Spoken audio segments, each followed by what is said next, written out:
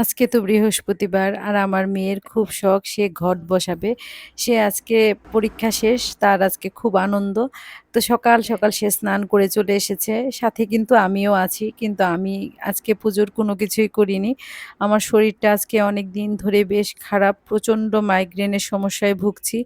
তো আমি পাশে দাঁড়িয়ে থেকে আজকে সবকিছু ওকে দেখিয়ে দিলাম। আমাকে বলল, "মা তুমি আজকে কোনো কিছু করো না, আমি আজকে সব করব।"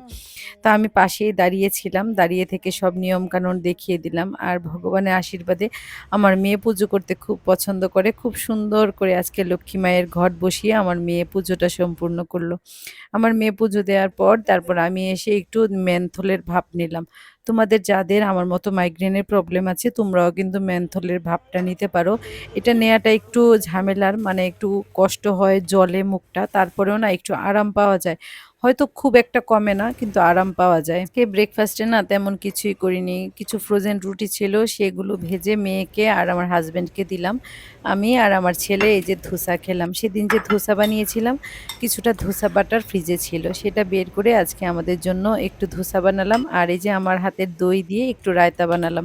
তোমরা কে, কে রায়তা খেতে পছন্দ করো? আমার না রুটি দিয়ে, পরোটা দিয়ে বা ধোসা দিয়ে রায়তা খেতে খুব ভালো লাগে। জানো আমার ছেলের পরোটার সাথে রায়তা হলে আর কিছুই লাগে না। সে খুব পছন্দ করে পরোটা দিয়ে রায়তা দিয়ে খেতে। তোমরা সবাই ভালো থেকো, সুস্থ থেকো। দেখা হবে নতুন গল্পে। টাটা।